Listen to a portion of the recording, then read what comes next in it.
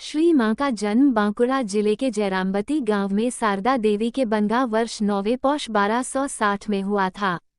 श्री मां का आधिकारिक नाम श्रीमती ठाकुरमणि देवी और सामान्य नाम श्रीमती शारदामणि है।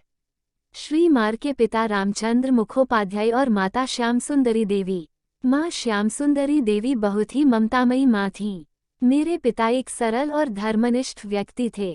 श्री मां का पूरा जीवन अलौकिक घटनाओं से भरा है। खासकर उसका चमत्कारी जन्म की कहानी ने दूसरों के मन को प्रभावित नहीं किया, लेकिन उसके माता पिता के मन पर इसका काफी प्रभाव पड़ा। सुनने में आता है कि माँ बाप ने अपनी बेटी को आदर और आदर सत्कार से पाला है। जगज्जननी महामाया स्वयं उनकी पुत्री के रूप में पृथ्वी पर प्रकट हुई। यह उनका विश्वास था। माँ श्यामसुंदरी अक्सर कहती, मागो तुम कौन हो मेरी माँ? क्या मैं तुम्हें जानता हूँ माँ?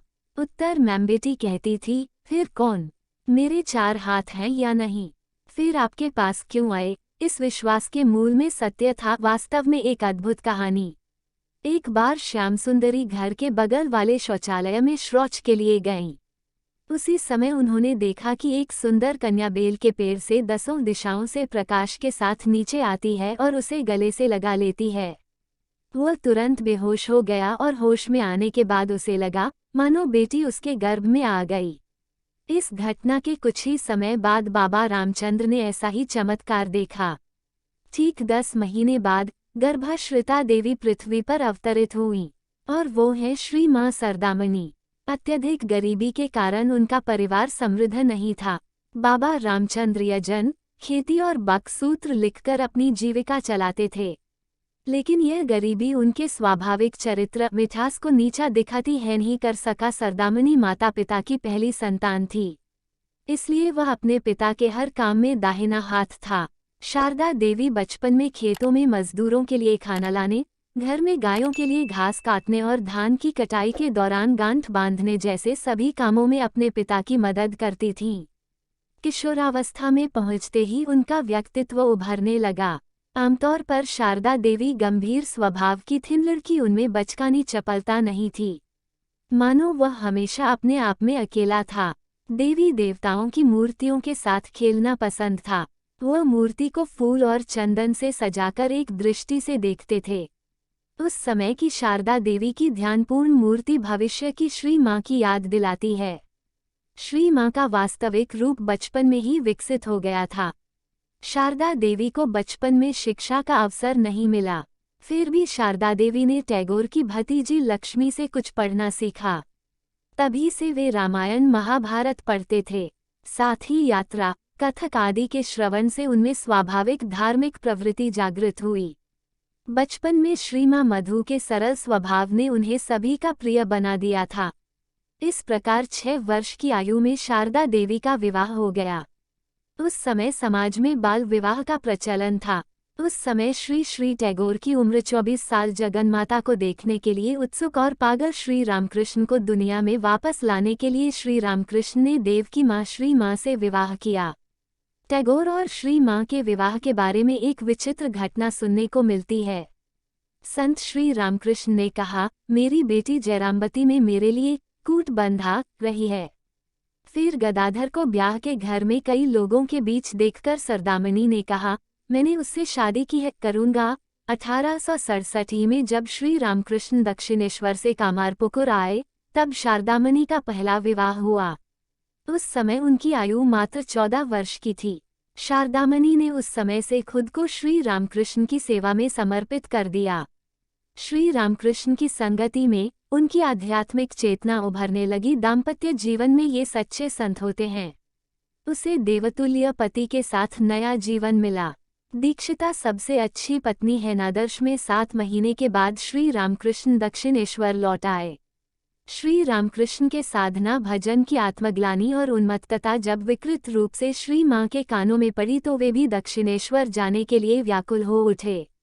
कलकत्ता में गंगा में स्नान करने के बाद श्री मां अपने पिता के साथ बीमार अवस्था में दक्षिणेश्वर पहुंची।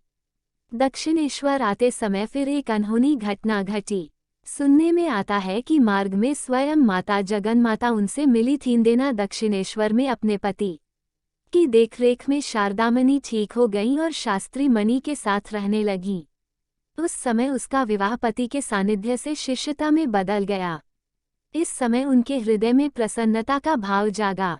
श्री श्री टैगोर कहा करते थे, कौन जानता है कि मेरा मन देहभूमिरता में आ गया होता अगर यह शारदा के दिमाग के लिए नहीं होता। बर्फ से धुला हुआ, शुद्ध, वासना रहित। 1873 में फलहारिणी काली पूजा की रात शारदामणि को श्री श्री ने काली ज्ञान प्रदान किया था। टैगोर ने भी पूजा की और यहाँ श्री शारदा माँ के जीवन में चरम और परम महत्व है। कई साल इस तरह बिताने के बाद उन्होंने 1874 में अपने पति को पितृलय में छोड़ दिया और घर के काम में लग गईं।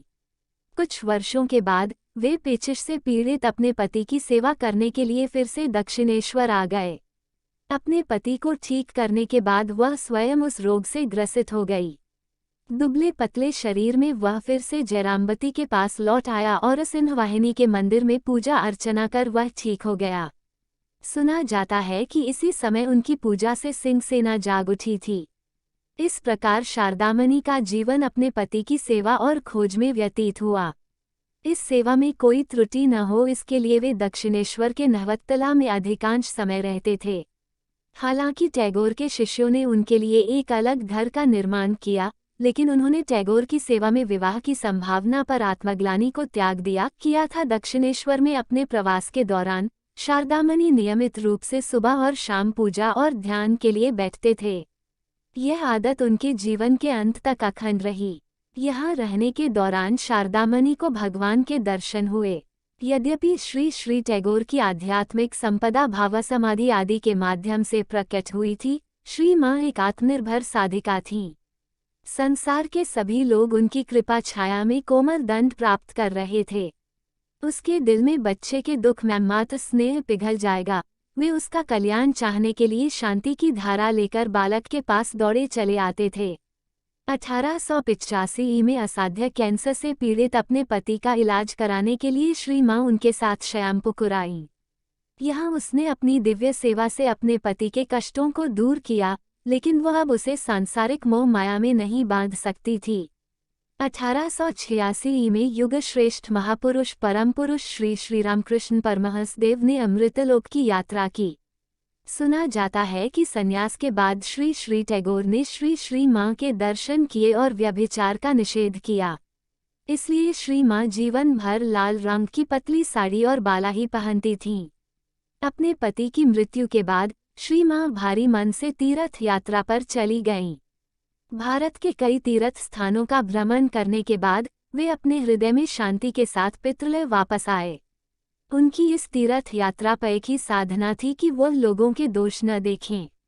उनका हृदय ज्योत्सना की तरह श्वेत और सुंदर हो। दरअसल उन साधनाओं में श्री श्री माँ ने श्री श्री रामकृष्ण की आध्यात्मिक शक्ति को अवशोषित करके अपना जीवन लोगों के कल्याण के लिए समर्पित कर दिया। इस दौरान उन्होंने कई साधु संतों को दीक्षा भी दी। इस प्रकार श्री श्री माँ ने अपना शेष जीवन लोक कल्याण के कार्यों में व्यतीत करने के बाद 4 श्रावण 1327 बंगाल को इस आश्रम को छोड़ दिया, हमेशा के लिए विदा हो गया। श्री श्री माँ भारतीय महिलाओं की आदर्श प्रतीक थीं। बूढ़ी होकर भी वह जवान थी। वह प्राचीन भारतीय आदर्शों द्वारा पूजी जाने के बावजूद आधुनिक हिंदू महिला की एक उज्ज्वल प्रतीक थीं। स्वामी विवेकानंद ने धार्मिक विजय के लिए अपनी यात्रा से पहले पश्चिमी देशों में श्री माता के आशीर्वाद की भीख मांगी। उनके द्वारा आशीर्वादित रामकृष्ण मिशन अब विश्व प्रसिद्ध है। श्री माँ कहा करती थीं, श्री रामकृष्ण और मैं अलग हैं। मेरा आशीर्वाद उनके आशीर्वाद के बराबर हो। उनकी दया ने जाति और पंथ के बावजूद सभी को शांति और आध्यात्मिक मार्ग दिया है। सीता, सावित्री, श्री राधा, मीराबाई आदि की तरह श्री श्री माँ भारतीय महिलाओं के आदर्शों में पूरी तरह से प्रकट हुए थे। Thanks for watching. Like, comment, and subscribe.